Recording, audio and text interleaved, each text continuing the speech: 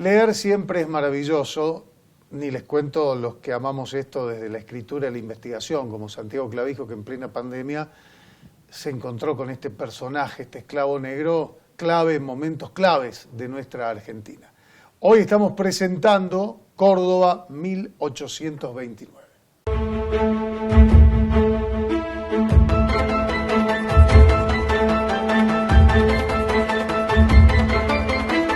Tres meses de furia, 5.000 muertos, 2 generales de la independencia y los ejércitos de 8 provincias enfrentados a sangre y fuego por la gloria y el honor.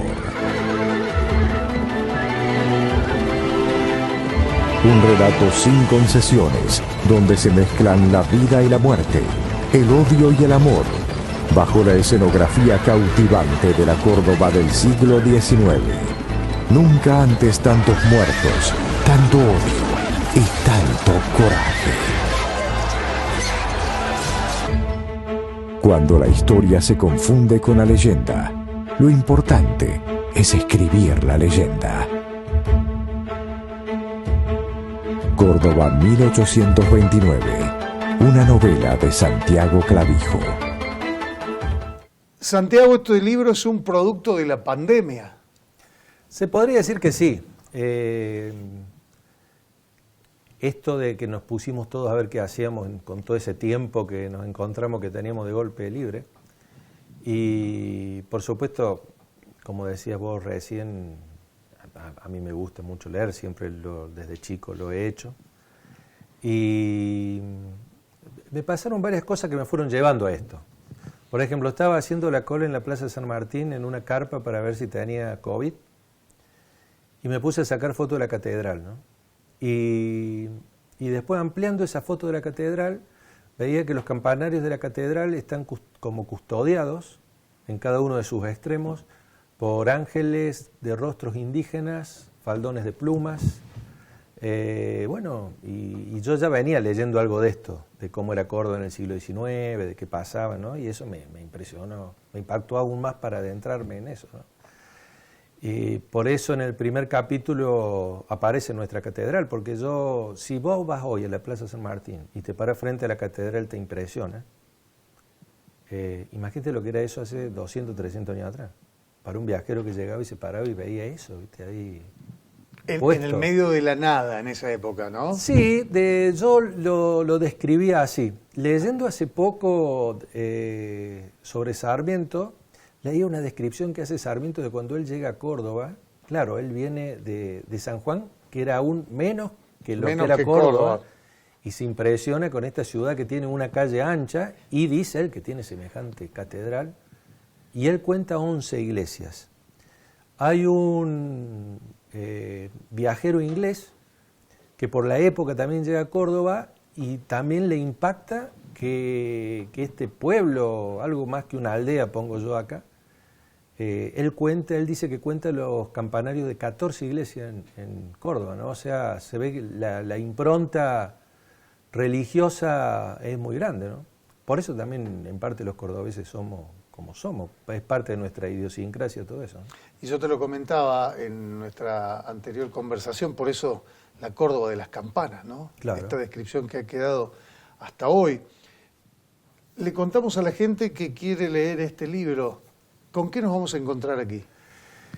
No es un libro histórico, o sea, no es un libro de fechas, hechos, lugares y personajes. Es un relato de aventuras ambientadas en el siglo XIX en un determinado marco histórico. Ese marco histórico es, como decía recién, el momento de la guerra civil entre unitarios y federales, cuando Paz derroca a Bustos y se queda al frente de Córdoba. 2 batallas, San Roque y La Tablada. San Roque, Paz derrota a Bustos, Bustos va a buscar a Quiroga, y en La Tablada, Paz derrota a Bustos y a Quiroga, una de las batallas más importantes que hubo en aquella época por la cantidad de ejércitos involucrados, los ejércitos de 8 provincias, 5.000 muertos. En las memorias de uno de esos generales, el general Lamadrid, por ejemplo, dice que ambos ejércitos, la batalla de la Tablada transcurre en 2 días. Al finalizar el primer día, ambos ejércitos deciden retirarse porque dice la cantidad de muertos era tal que los caballos no podían andar, ¿viste? No. Y bueno, esos condimentos hacen de esta batalla una de las batallas más importantes que ha tenido aquella época, ¿no? Cuando vos me decís una aventura, señal de que primero la vamos a pasar bien. Leer no significa bueno, pasarla bien, ¿no? Los lectores tendrán que decir eso, esa era mi intención, ¿no? Y aparte, esta aventura es un relato de esta patrulla de negros, ¿no? Porque en realidad está escrito desde el punto de vista, para decirlo en términos simples, de los que están en la trinchera. O sea, no está escrito desde el punto de vista de los grandes generales, si bien están los grandes generales presentes, pero es la vivencia de la gente, ¿no? Que está ahí y que se mueve muchas veces porque no le queda otra. Creo yo esto, lo creo yo, en toda guerra seguramente hay personas que si pudieran elegir estar en otra parte estarían en otra parte.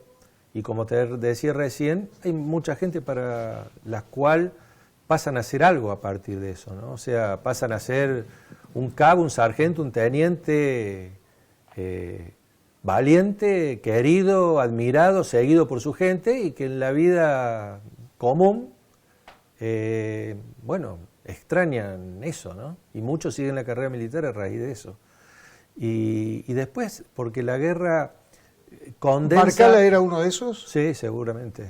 Porque aparte la guerra condensa los sentimientos, los instintos más básicos de las personas, ¿no? Todo lo que gira en torno al hecho de sobrevivir. Y porque muchas veces no es la ideología lo que alienta a muchas de las personas que están en un ejército o en una guerra, sino este tema, la sobrevivencia, seguir a una persona, ¿no? Yo me planteaba qué se le pasa por la cabeza, por el corazón, por el cuerpo a una persona para seguir a otra que la está llevando a la muerte, ¿no? Y hasta dar la vida por esa persona, ¿no? Sí, sí, sí. Sin dudarlo. Sí. Y también al revés, ¿qué le pasará a esa persona que esa tropa es su familia y que los está llevando y le está ordenando ir a un lugar donde sabe que muchos de ellos no los va a ver más, ¿viste? No solo por Barcala coronel, por paz general, por Bustos brigadier, o sea, hay una parte de un relato previo a la batalla de San Roque, y aparte tratémonos de imaginarnos San Roque sin el lago San Roque. O sea, el río, que creo yo que debe ser cuando baja mucho el lago, que vemos como un río que entra, para mí debe ser ese el río San Roque. Porque en los registros de aquella época la batalla es sobre el río San Roque. Más o menos a la altura de lo que es el actual monumento a la bandera, más o menos esa zona, ¿no? Y yo me lo imaginaba a un Bustos con toda su tropa ahí, que la noche anterior, ¿viste?, va recorriendo fogón por fogón, mirándole la cara y tratando de recordar gente que seguramente al otro día iba a morir, ¿viste?, básicamente. Tengo algo que saqué de las Memorias de Paz, lo novelé, pero esto lo dice Paz, que cuando llegan, de un lado del río están las tropas de Bustos, de este lado del río están las tropas de Paz, y entablan una negociación que dura 2 o 3 días. Y Paz, esto que te cuento está escrito en la Memoria de Paz. Paz empieza a ver que en el río, de uno y de otro lado, bueno, empiezan primero los gritos insultándose, pero después empiezan a hablar. Entonces pone Paz que, bueno, que decidió acelerar, dice, porque se me están volviendo amigos, ¿viste? Imaginémonos que los dos ejércitos hay cordobeses, de un lado y del otro, ¿no? Déjame pensar que el estado natural de los hombres es la relación y no la enemistad. Quiero creer que sea así, no sé. Por lo menos es más una expresión de deseo. Sí, ¿Qué otra cosa? Que tiene que haber mucho de eso, ¿viste? Hay otro... Perdón, después de la guerra de Malvinas, ¿cuántos casos hemos visto de sí, soldados ingleses y argentinos vuelven a encontrarse, disculparse, devolverse efectos? Sí, sí, sí. Un querido amigo compañero de secundario, estuvo en Grow Green, creo que es Ganso Verde, donde se combatió cuerpo a cuerpo. Y él cuenta que cuando lo toman prisionero los ingleses, bueno, le empiezan a preguntar dónde se han preparado, en qué academia recibieron adiestramiento, cuánto es la paga. Y los nuestros le decían, no, la bandera, la escarapela, el himno. La patria. Sí, y que primero sorpresa y después los empezaron a tratar muy bien, ¿viste? Con mucho respeto. Porque la mayoría de ellos eran, no la mayoría, todos eran soldados profesionales.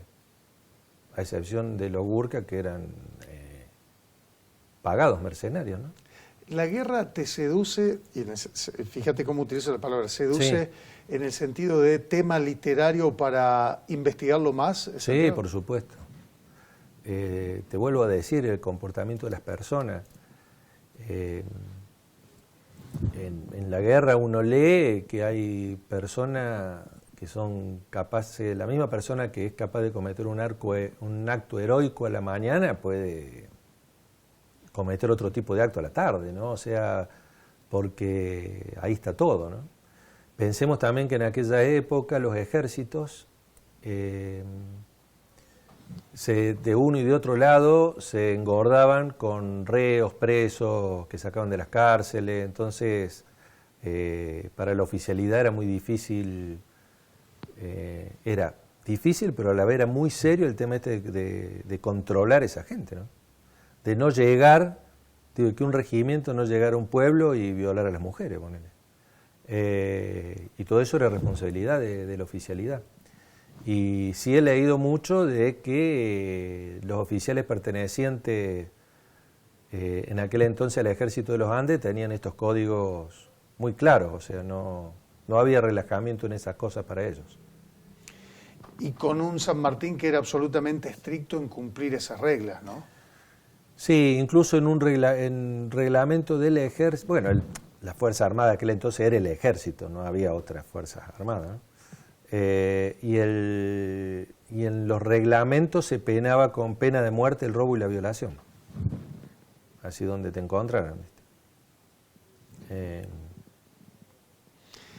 Señoras y señores, estamos con un libro abriendo la puerta a una historia personal, la de nuestro amigo, la de nuestro autor, el señor Santiago Clavijo, y también a la historia de un país y a la historia de Córdoba. Hacemos una pausa y ya venimos, pero quiero hablar de cómo investigó y quiero hablar también de la lectura. ¿Por qué tenemos que leer? Esa va a ser mi próxima pregunta. A ver si él también logra seducir a aquellos que no leen de por qué leer está bueno. Ya venimos.